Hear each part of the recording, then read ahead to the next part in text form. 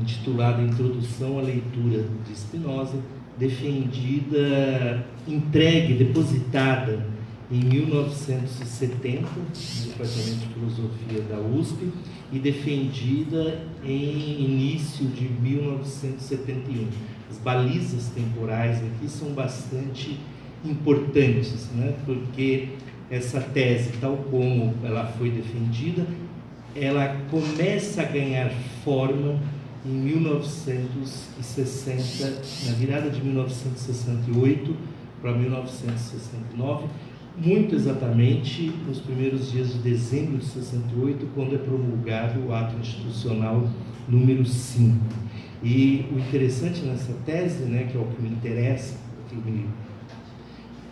quero tentar mostrar, é como que é um exercício de, eu diria, abrasileiramento da filosofia spinozana, de tal modo que ela possa serviu naquele momento para a reflexão da situação ditatorial do Brasil. E recordo, ela começa a ganhar a forma, ganha finalmente no momento de promulgação do AI-5, portanto, quando a ditadura se aprofunda, vai ao seu limite, mostrando todas as suas garras.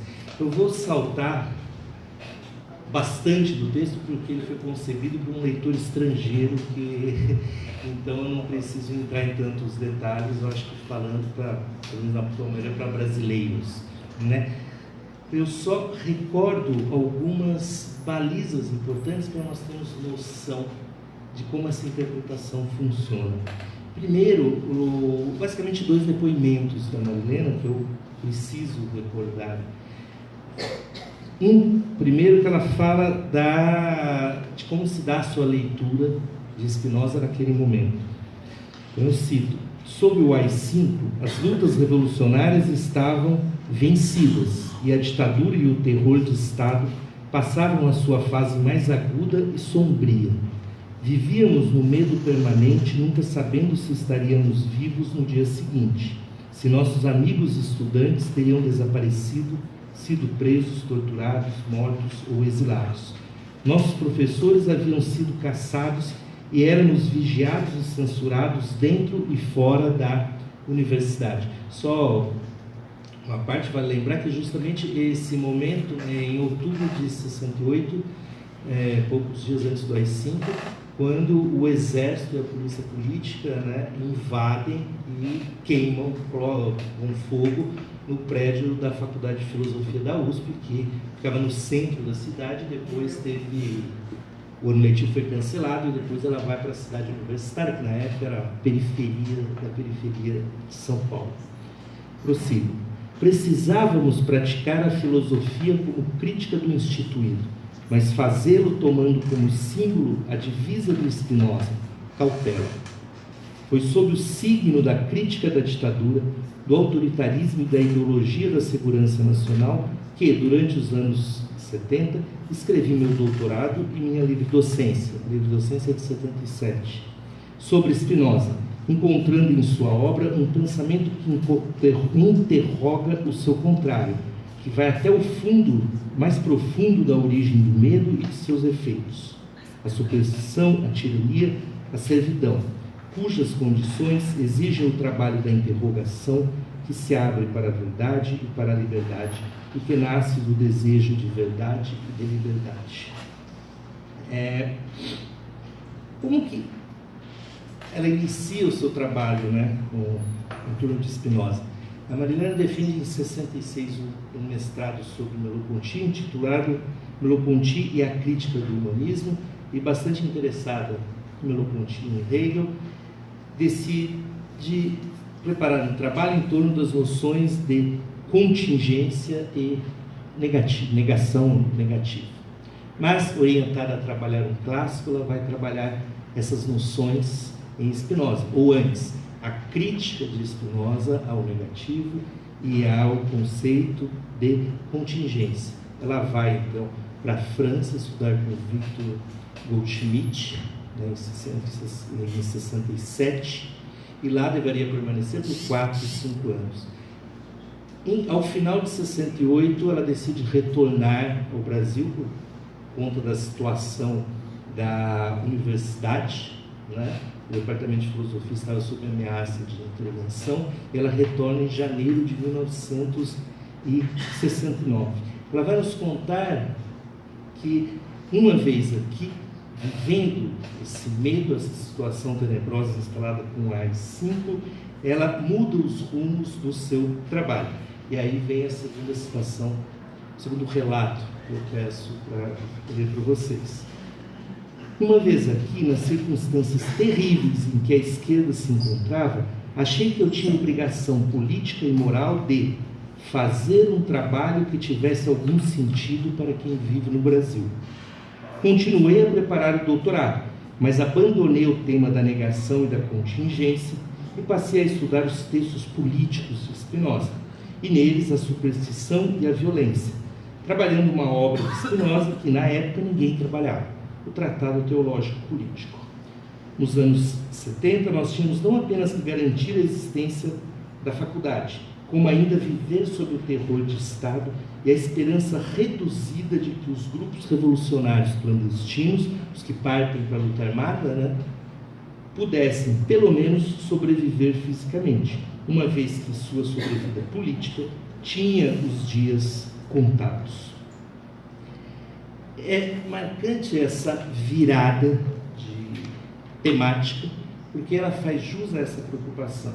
Preciso fazer um trabalho que tivesse algum sentido para quem vive no Brasil.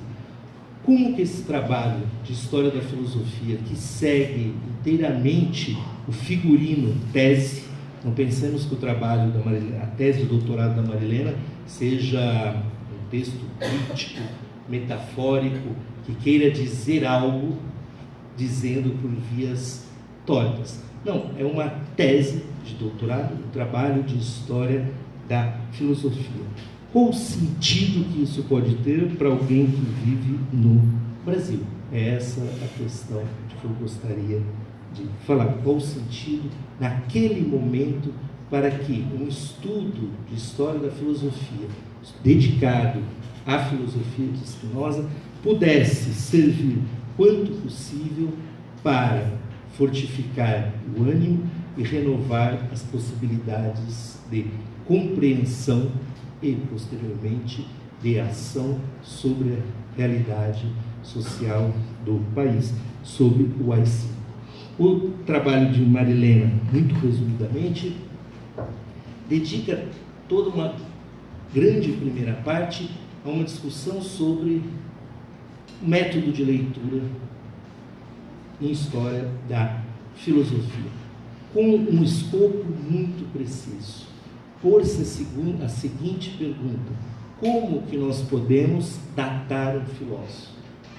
A preocupação não é nada ingênua, embora possa parecer, porque sob a pergunta acerca do datar se coloca a questão da relação do filósofo e da própria filosofia com o seu tempo, com o seu presente, e, em segundo lugar, qual a relação da filosofia e do filósofo com o seu futuro, portanto, com o nosso presente. Como um filósofo do passado, no caso do século XVII, pode falar a nós outros e a nossa época. Bom, como sempre acontece, já acontecia naquela época com a Marilena, ao final, eu não vou entrar nos detalhes, ela vai fechar com Merleau-Ponty. E com a noção de clássico de Merleau-Ponty, que eu recordo, citando o prefácio dos Signos, estão aí os clássicos, diz Merleau-Ponty. O que caracteriza um clássico? Nisso, ninguém os toma ao pé da letra. E, entretanto, os fatos novos não estão nunca absolutamente fora de sua competência. Arrancam deles novos ecos, desvendam neles novos relevos. A partir dessa noção de clássico, Marilena, claro, ela está trabalhando com o clássico, como ela diz na tese, ninguém mais clássico que Spinoza, ela pode pôr Spinoza a pensar, ou melhor, pode servir-se de Spinoza para pensar a realidade brasileira, segundo os cânones da história da filosofia. Como essa operação é realizada? Após essa longa discussão historiográfica, ela nos propõe uma via para a leitura de Spinoza que não passe pela discussão sistemática. Após discutir com a bibliografia da época, Goldschmidt, Rousset e outros, ela nos propõe: abandonemos o sistema e busquemos aquilo que revela a intenção polêmica do filósofo. E faz uma afirmação bastante interessante, que poderia servir de epígrafe para essa minha apresentação, que é a intenção polêmica, aquilo sem o que uma filosofia é apenas um osso. Qual a intenção polêmica de Spinoza? Como se revela a intenção polêmica de Spinoza? Diz Marilena, nós podemos encontrá-la inteiramente tomando um tema que atravessa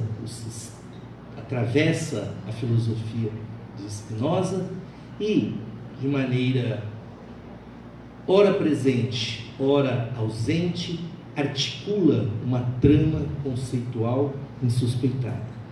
Quem nos apresenta essa trama é o conceito de superstição.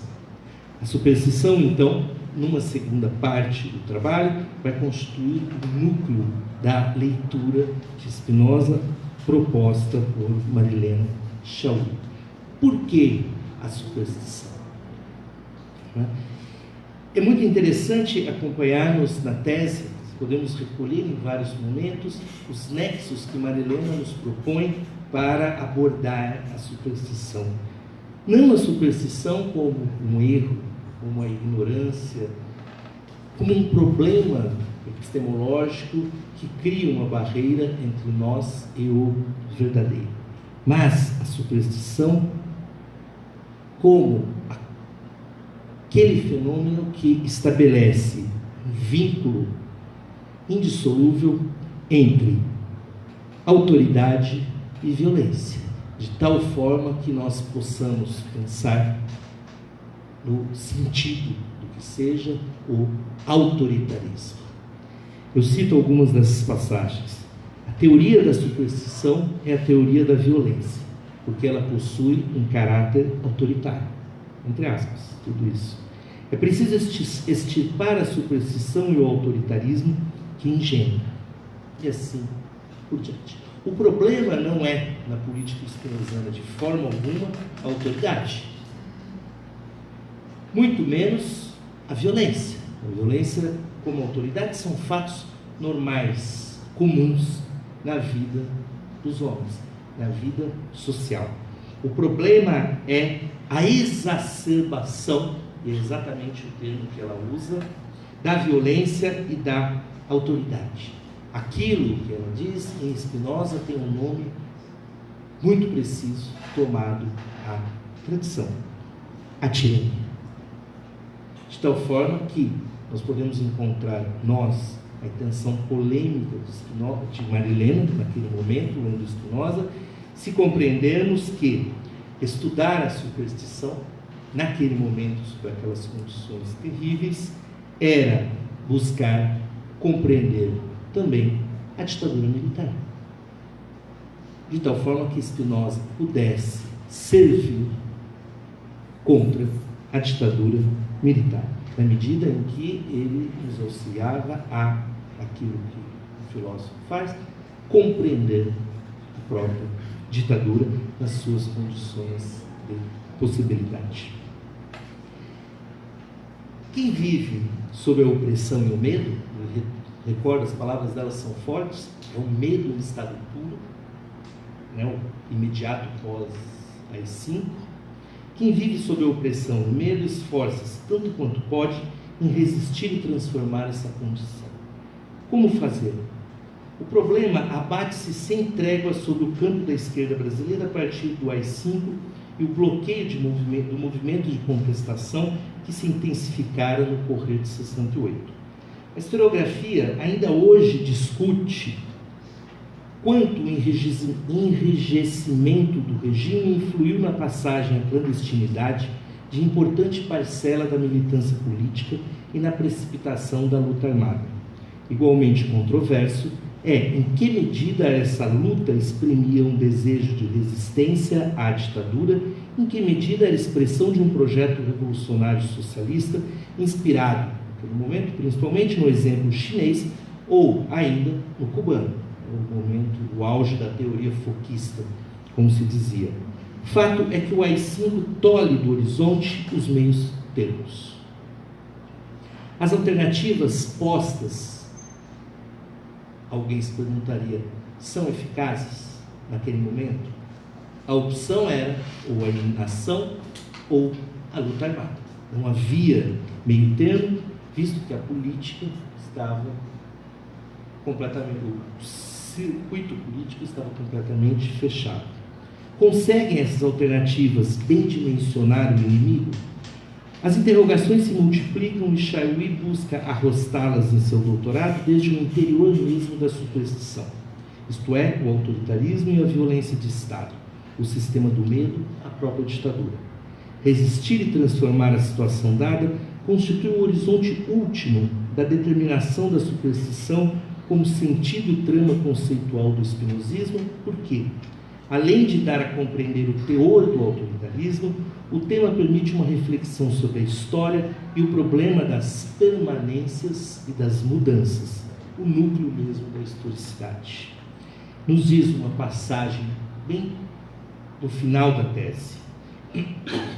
O tema da superstição esclarece o que é a história. A concepção spinozana de história não é evolutiva, mas, se permitir o palavrão, estrutural. Cada forma de Estado é gerada pela relação determinada de instituições políticas e costumes socio-ideológicos. A sucessão dos equilíbrios e desequilíbrios tem um sentido determinado no interior da própria forma e não obedece a um princípio totalizante que daria a lei de passagem da forma X para a forma Y. É porque Spinoza não pensa evolutivamente que a superstição não aparece como resíduo do passado no presente, mas como um fato estruturalmente determinado que pode fazer sua aparição a qualquer momento, em qualquer forma política. Forma, estrutura ou fábrica, em latim, são termos que, ao longo da tese, são aglutinados. Por isso, uma história estrutural, uma história das formas e das suas transições, ou das estruturas e das suas transições. Como que a política spinozana lida com isso? A política spinozana, diz Marilena, tem dois centros. Primeiro, a constituição de uma tipologia das formas de Estado e a explicitação. Segundo, a explicitação da passagem de uma forma de Estado para outra. Quer dizer, a tensão constante entre permanência e transformação, que é isso, o núcleo da historicidade política. O trajeto até esse ponto exige uma longa análise das implicações da tese, spinozana, né, de que o Estado é um indivíduo. Em geral, um indivíduo é um composto, uma estrutura, diz a Marilena, uma fábrica, que, longe de manter-se inerte, tem a consistência de uma relação determinada de movimentos e de repouso, decorrentes de suas relações com os corpos exteriores. É por isso que ao Estado se pode aplicar inteiramente a teoria do conatos, e isso, no espinosismo, completa Marilena, acarreta duas consequências teóricas. A história deve ser a apreensão e a dedução das paixões do indivíduo social. A ciência política pode constituir uma tipologia fundada em noções comuns, como a ética pode apresentar um modelo da natureza humana. A cientificidade é a mesma. Eu não farei aqui mais que acenar para esses desdobramentos pois o que interessa, no fundo, é identificar como, no bojo dessas páginas dedicadas a Spinoza, salienta-se de modo perceptível uma questão política candente da conjuntura brasileira no imediato pós-AI-5. A compreensão do caráter de uma forma de Estado autoritária e a determinação de um meio possível de enfrentamento. Indagações estreitamente vinculadas, pois só a boa consideração da primeira, o caráter de uma forma de Estado autoritária, é capaz de produzir uma resposta adequada à segunda questão: como enfrentar, como transformar. Postas assim as coisas, a dificuldade que logo se configura é a aparente imutabilidade de uma forma de Estado, em primeiro lugar aquela autoritária que se anseia combater. Segundo o tratado político, o Estado, aqui traduzindo imperium, não é mais que a decorrência necessária de sua causa, isto é, de sua fundação. E esta não se muda a não ser pela destruição vinda do exterior.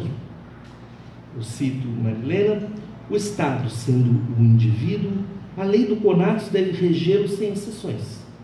Indestrutibilidade intrínseca, perseveração indefinida na existência, destrutibilidade proveniente de causas exteriores que modificam as relações de composição das partes, gerando conflitos internos. A superstição, o tema da superstição, somente aguça essa imutabilidade, revestindo-a com ares de necessidade incontornável. Quer dizer, o nosso destino não seria um Estado autoritário. É uma razoável conclusão. O Estado ditatorial brasileiro seria um fato determinado pela história do país e a sua constituição sociopolítico-cultural autoritária. Eis um ponto a ser desarmado no correr da tese. Isso é feito pela análise spinozana dos ardis do finalismo e a decorrente construção de uma história providencial, mas, sobretudo, num segundo momento, pela compreensão de que a estrutura do Estado jamais está inteiramente imune a desequilíbrios internos que, desde o seu próprio interior, podem conduzi-la à transformação. O Estado tem causa, e esta nada tem a ver com Deus, nem com seus pretensos instrumentos providenciais. A fundação não é um momento posto no início, e que tudo determinaria a maneira como a queda adâmica tangencia a humanidade. A causa do Estado são os cidadãos. Estes, abre aspas, são a causa imanente do Estado, ditando à soberania o conteúdo de sua vontade. O Estado só existe na medida em que os cidadãos preservam o contrato, isto é, na medida em que o conteúdo da vontade soberana provenha dos cidadãos. Abre aspas, sempre o texto, salvo menção contrária, sempre o texto da tese da Marilena. Né? De modo crucial, essa redeterminação da causa do Estado e, por conseguinte, da causa da forma política, confere um conteúdo particular à história que se tem em mira. Em lugar de uma história do Estado, portanto, avistar-se a sociedade à guisa de massa a ser submetida e plasmada pelo poder, a história é entendida como a teoria das paixões do corpo social, cujos componentes são as instituições políticas e os costumes. O deslocamento da interrogação do Estado para o social repõe o tema da transformação em novos termos, não mais apenas pela destruição vinda de fora, o que pressuporia uma tipologia estanque das formas de Estado. Quer dizer, uma forma de Estado não se transforma, no fundo, ela só é destruída. Mas uma mudança, isto é, entre aspas, passagem de uma forma de Estado para outra, exatamente, transformação. Uma transformação que se pode dar desde o interior mesmo da forma do Estado, em virtude de um desequilíbrio tal que leve uma composição e estrutura da fábrica a ceder lugar a outras. A chave de abóbada que se vai construindo, Chaulier descobre mediante a análise de uma passagem muito precisa do Tratado Político. Acompanhemos o raciocínio, a análise de Marilena do parágrafo 1º do capítulo 10 do Tratado Político.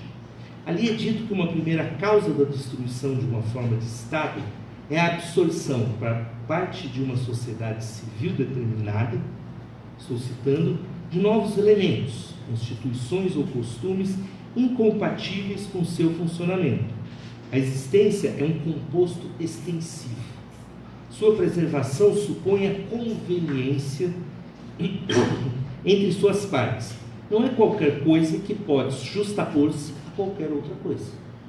A dedução das formas de Estado tem justamente por função demonstrar quais são, logicamente, os órgãos que cada uma delas deve possuir para existir e preservar-se. Reaparecem para o Estado as noções de mistura pura e impura que havíamos apontado para o indivíduo. Daí a metáfora da medicina empregada por Spinoza, no primeiro parágrafo do capítulo 10, seguindo os passos de Maquiavel. Em um Estado, todos os dias, como no corpo humano, eu estou citando Spinoza, há certos elementos que se acrescentam aos outros e cuja presença requer de vez em quando um tratamento médico. Se um remédio não for ministrado contra o mal, o Estado não poderá mais manter-se por sua virtude própria, mas somente por uma fortuna feliz. Se, ao contrário, o remédio conveniente for aplicado, a queda do Estado não poderá ser efeito de um vício interior, mas de um destino inelutável. Destino inelutável, diz Marilena. Aparecem aqui duas séries de causas que não vêm como acréscimo ao Estado existente, portanto de fora, mas como desequilíbrio interior entre os componentes atuais da sociedade civil. Esse deslocamento da máxima importância para ela, né? Dizer que o Estado pode ser destruído é banal. Eu quero pensar a transformação do Estado, por isso que eu tenho que ir ao interior do ser do Estado. E essa transformação pode ser pensada segundo duas séries de causas. A primeira é dada pelos costumes como fator de coesão social. A outra é dada pela irrupção do Estado natural no seio do Estado civil. Vamos começar por essa segunda série, a do irrompimento do direito natural, em razão de um desequilíbrio da imanência e da transcendência das vontades individuais e da vontade soberana. É o que Spinoza nomeia sedição, que é um processo em 3 tempos. Inicialmente, porque o regime está fraco. Em seguida, para corrigir o desrespeito às leis, cresce a transcendência do poder e um líder providencial transforma-se em tirano. No terceiro momento, os cidadãos experimentam a tirania como insuportável. Seu direito natural está cada vez mais cerceado, as cláusulas do contrato cada vez menos respeitadas. A indignação aumenta enquanto a utilidade do pacto diminui. Tem lugar a sedição que destrói o Estado. Pois bem, tendo em mente o contexto em que essas linhas foram redigidas, parece impossível não detectar nelas a pedra de toque para uma ponderação da luta armada contra a ditadura, que engajou não só combatentes diretos, como um número considerável de simpatizantes. Ocorre que já naquele momento Chauí não depositava esperança entre 68 e 70.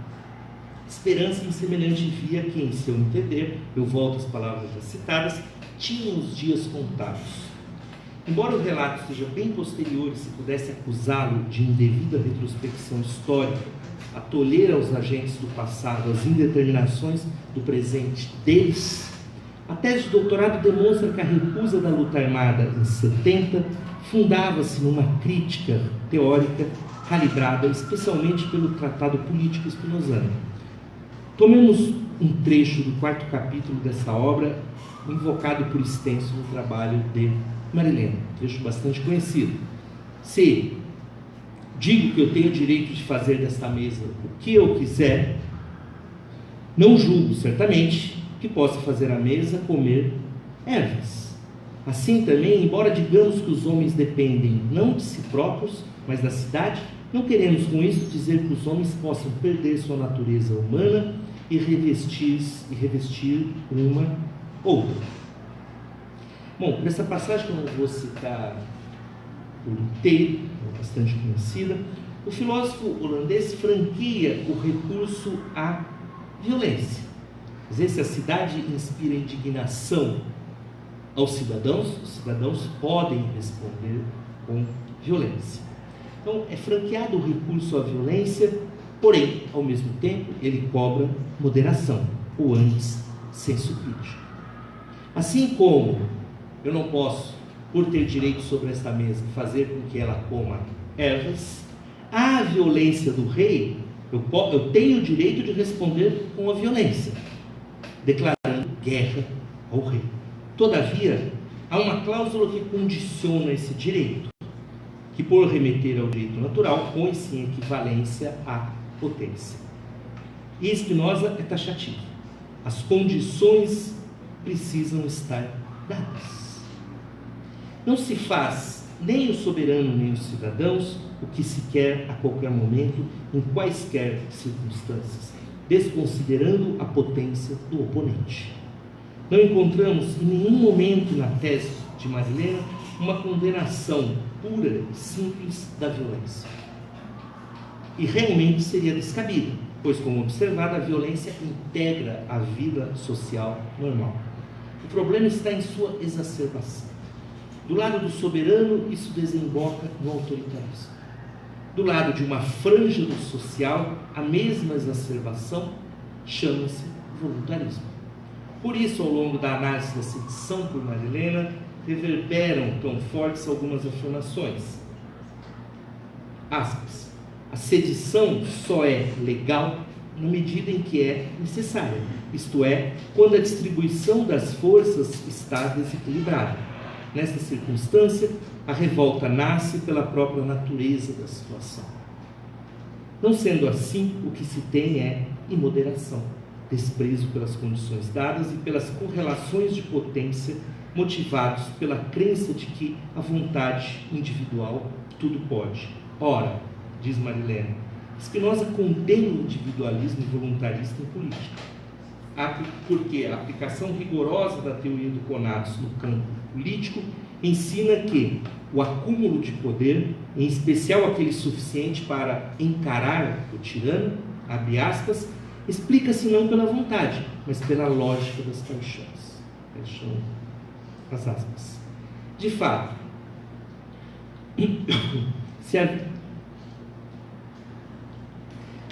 se havia um ponto de convergência entre quase todos os vários grupos empenhados na luta armada entre 1968 e 1970, era a avaliação, às vezes por razões diferentes, diz que as condições objetivas para a revolução estavam dadas, faltando apenas as condições subjetivas, ou seja, a afirmação firme e exemplar de uma vanguarda. A certa altura, a opção militarista, faço um parênteses aqui, tentar ler uma pequena pesquisa sobre os textos dos grupos armados entre 68 e 70, e é um jargão desgraçado, né? Então, basicamente, o que é importante aqui para nós é marxismo e militarismo. Quer dizer, marxismo era a opção comunista, do Partido Comunista Brasileiro. É preciso fazer trabalho de base. A certo momento, a leitura é o trabalho de base. Não vai levar... Primeiro que já é difícil fazer naquela altura, e ele também não vai levar a nada, porque nós temos de ser radicalmente leninistas. Precisamos de uma vanguarda. E essa vanguarda precisa, como primeira tarefa, instalar um foco revolucionário. Quer dizer, sai de cena a teoria da revolução como a Revolução Russa e entra em cena o que eles chamam o foquismo.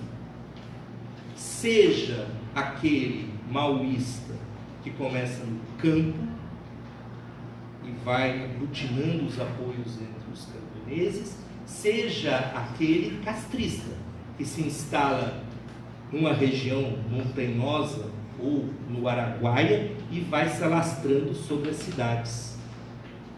Então, a certa altura, a opção militarista impõe-se a todos, o que implica abandonar completamente o já reduzido trabalho de base e concentrar-se na preparação de focos guerrilheiros e de ações para, entre aspas, sacudir o país e indicar à população o caminho correto. Essa expressão, ações espetaculares para sacudir o país, é do Alfredo Sirks, no livro de memórias dele, né, da época da luta armada, Os Carbonários. Com o tempo, o resultado foi que, com o tempo, o crescente isolamento deu aso àquilo que Chauí denominaria, uma década mais tarde, proliferação do espírito de aparelho. Isto é, a produção de uma realidade à parte que foi com relativa facilidade destruída pela repressão estatal. Bom, os mais jovens vale lembrar que aparelho é um nome que se dava para onde as pessoas que viviam na clandestinidade se escondiam, faziam reuniões, preparavam as ações em um apartamento, uma casa, levavam um sequestrado. Por isso, espírito de aparelho, a produção de uma realidade à parte. Pior, as razões teóricas da esquerda armada deixam entrever um desprezo pelo social e até pela política que, contas feitas, não seriam tão diferentes daquele ostentado pelo inimigo militar. Os militares são dados como usurpadores, aqueles que, no correr de um processo que objetivamente conduzia à revolução, todo o grupo de esquerda achava que na década de 60 a revolução estava objetivamente dada. Faltava a ação subjetiva. Os militares, nessa situação, agiram com tenacidade e instalaram à força a tirania, a qual, portanto, surge como um resquício. É uma ideia presente em quase todos os grupos. A ditadura é um resquício. Claro, tivemos Jango e toda a discussão das reformas de base antes. Parecíamos caminhar para o melhor dos mundos. A ditadura é um resquício, uma degradação impingida ao rumo objetivo das coisas que prometia a revolução. Tratar-se-ia para a esquerda, pois, de fazer algo semelhante aos militares, só com sinais invertidos, ter tenacidade e força subjetiva, vontade política para impor um novo rumo às coisas. Em definitivo, a sedição voluntarista, pois é isso o voluntarismo, parece desconsiderar uma das mais célebres e desconcertantes advertências de Spinoza. É inútil suprimir o tirano sem suprimir as causas que fazem com que um príncipe se torne um tirano. Eis que a alternativa é ir à segunda das duas séries de desequilíbrio interno antes mencionada. A sedição deu isso aí. Tirando todas as consequências da tese de que os cidadãos são a causa imanente do Estado, faz-se imediatamente impossível considerar a ditadura um produto extemporâneo, ou mero resultante da ação pontual de apenas um grupo, quer as Forças Armadas, quer a burguesia nacional, quer o imperialismo. A rigor, a preservação do contrato que baliza a sociedade, não obstante a transcendência assumida pelo poder soberano em face do social, é condicionada pelo fato de que, abre aspas, o conteúdo da vontade soberana provenha sempre dos cidadãos, fecha aspas. Do contrário, o Estado se enfraquece até esfacelar-se. Conclusão necessária dessa lógica: se a tirania persiste, é porque ela se enraiza na vida social, dela emergindo como efeito que decorre de uma causa. Não o fosse, teríamos de ventilar uma origem ex nihilo, e envolve essa causa, de alguma maneira, todo o corpo social. O fenômeno supersticioso é que nos ensina a perceber os meandros desse processo torto e necessário, não por constituir um destino, mas porque é inteiramente determinado. Ao mesmo tempo que o sistema do medo, a superstição é sistema da adulação, de prêmios aos colaboradores e castigos ferozes aos renitentes. Ela estabelece um circuito entre o governante e as classes sociais que o apoiam, de modo que se fortaleçam reciprocamente. O autoritarismo é tudo menos um fato isolado. Por isso mesmo, a ditadura não pode ser simplesmente qualificada de militar. Ela é, para usar uma formulação hoje consagrada na historiografia brasileira, uma ditadura civil-militar, que engaja todo o corpo social aferrado a uma relação determinada de instituições políticas e costumes socio-ideológicos que, no fundo, remetem à sua própria constituição íntima e servem de princípio explicativo da forma do Estado. Abre aspas, diz Marilena, cada forma determinada de Estado é resultante de uma relação compatível entre a instância jurídico-política que a define e a importância dos costumes. A cada sociedade civil convém um aparato ideológico distinto. Em sendo assim, a segunda série das possibilidades de transformação aponta para uma outra possibilidade de intervenção, contanto que se desça um degrau na escala das causas. Esquematizemos. A forma do Estado é determinada pelo social. Este possui uma constituição íntima vinculada a certa relação entre instituições e costumes. Se a destruição não pode advir pela sedição, que se ataca ao Estado, ainda assim é possível agir no campo das instituições e costumes, produzindo, ali, desequilíbrios, por meio da introdução de elementos incompatíveis com a estruturação da vida social. Por exemplo, a introdução de práticas não autoritárias no seio de uma sociedade autoritária, ou o metódico desvelamento das causas de tirania numa sociedade tirânica, são expedientes de desequilíbrio da estrutura do Estado em razão da incompatibilidade entre ela e tais elementos. Toda a importância de uma boa compreensão da história, que não oponha a estrutura ou a forma ao acontecimento, portanto não põe a estrutura ou a forma como um destino, está em abrir espaço a um trabalho desse tipo. A história não é providencial, o acontecimento não é miraculoso, eles se entrelaçam. A ideia merleau-pontiana, bastante tematizada na tese como reestruturação de escombros de um antigo sistema arruinado, só pode realizar-se pela paulatina ruína da estrutura presente e, portanto, a abertura de espaço para a nova forma.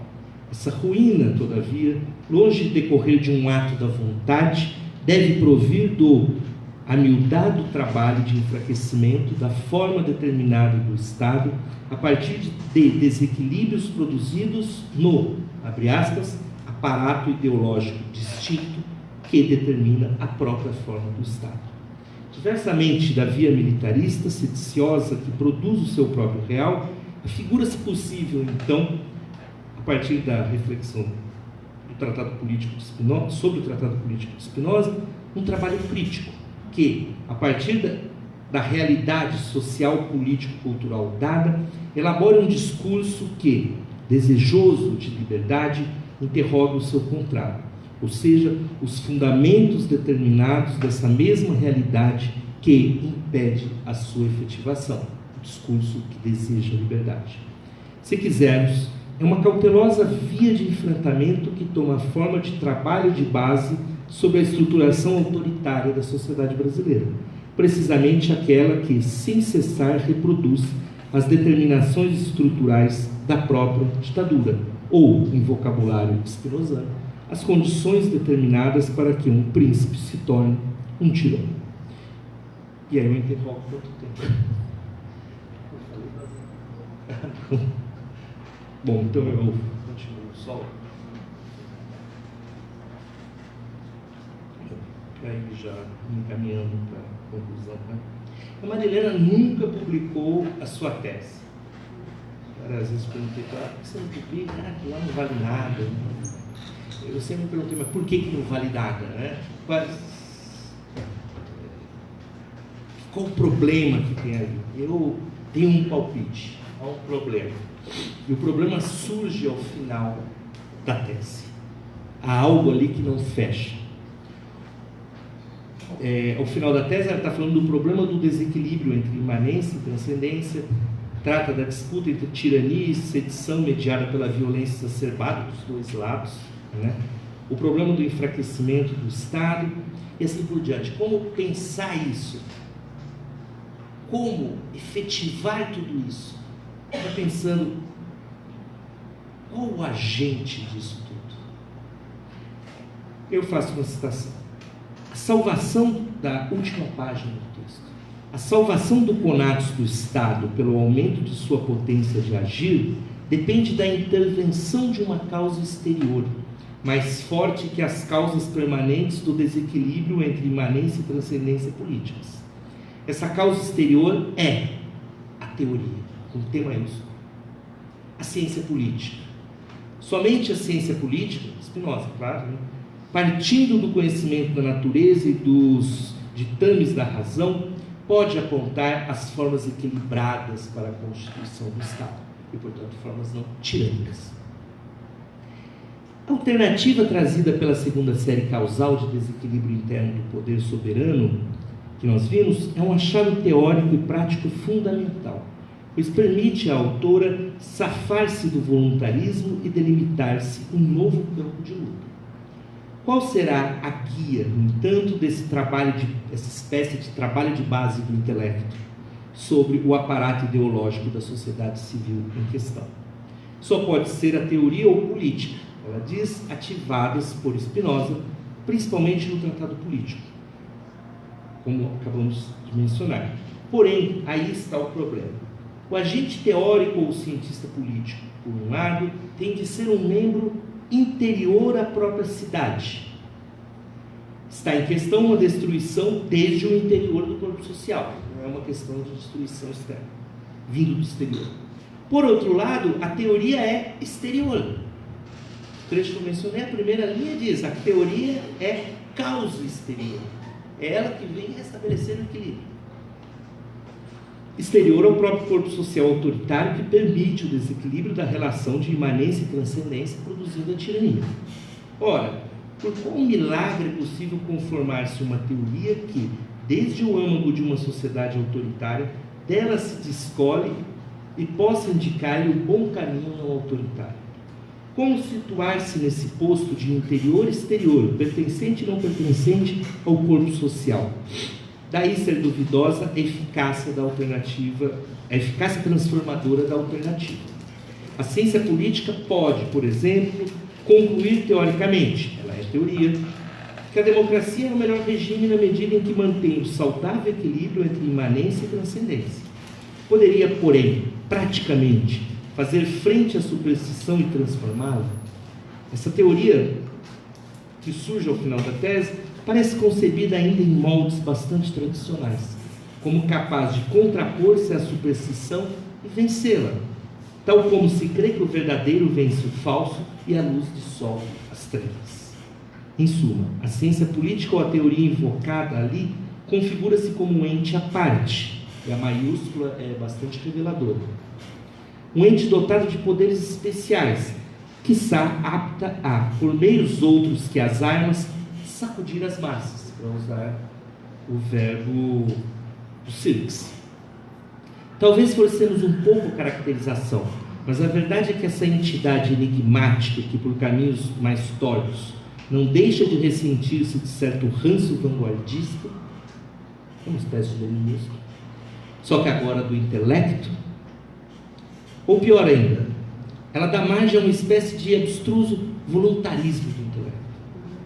Convenhamos, a conclusão não quadra ao desenvolvimento da questão, bem mais rigoroso e rico que fora realizado. Talvez nisso, a pressa em pôr ponto final ao trabalho, eu não expliquei o porquê da pressa, mas se vocês tiverem curiosidade, depois eu explico, ela tem que fazer a tese em 2 anos, né? A pressa cobrou o seu preço. A noção de teoria carecia de aprofundamento. E Chauí, muito provavelmente, o pressentia já em 1970, quando depositou a sua tese para a defesa. Por que pensar assim? É o que me parece sugerido pela leitura de um artigo publicado logo em 1971 sobre a linguagem na filosofia de Spinoza.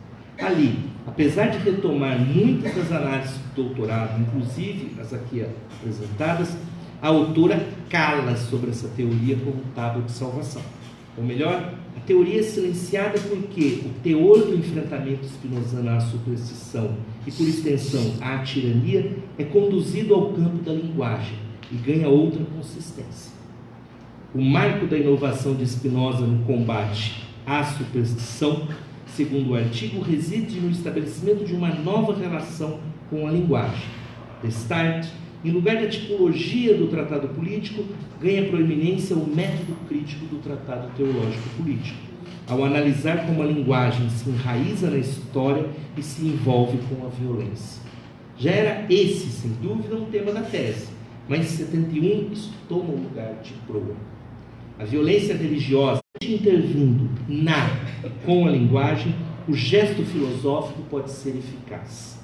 Conclusão ausente da tese de doutorado: os gestos políticos de Spinoza são, antes de tudo, gestos linguísticos. É um passo inaugural. O trânsito ao campo da linguagem se mostrará extremamente fecundo ao dotar o trabalho de crítica ao instituído de um conteúdo preciso, que não resvala nem para o intelectualismo, nem para o voluntarismo. Doravante, a ação política de resistência e transformação tomará a forma de um trabalho do discurso sobre discursos. Em primeiro lugar, sobre aquele discurso que possibilita a exacerbação da violência e da autoridade.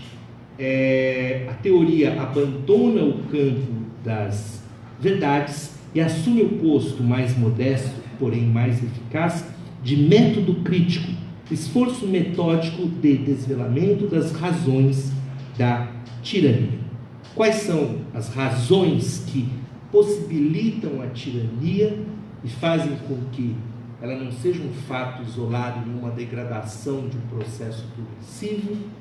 O seu enraizamento na vida social, na vida de um corpo social determinado, cuja consistência e solidez só pode ser dada pelos próprios cidadãos e por uma certa correlação entre instituições e costumes.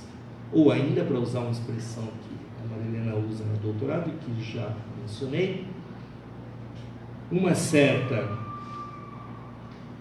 conformação ideológica determinada. Quer dizer, a partir dessa descoberta de que o gesto político mais eficaz de Spinoza é um gesto político, e a compreensão de que isso se dá pela elaboração de um discurso crítico, que anos depois a Marilena vai chamar de contradiscurso, abre todo o campo para aquilo que vai marcar a obra dela ao longo de toda a década de 70 e 80, não só sobre Spinoza, mas sobre a sociedade autoritária brasileira, que é o trabalho de crítica da ideologia. É isso, obrigado.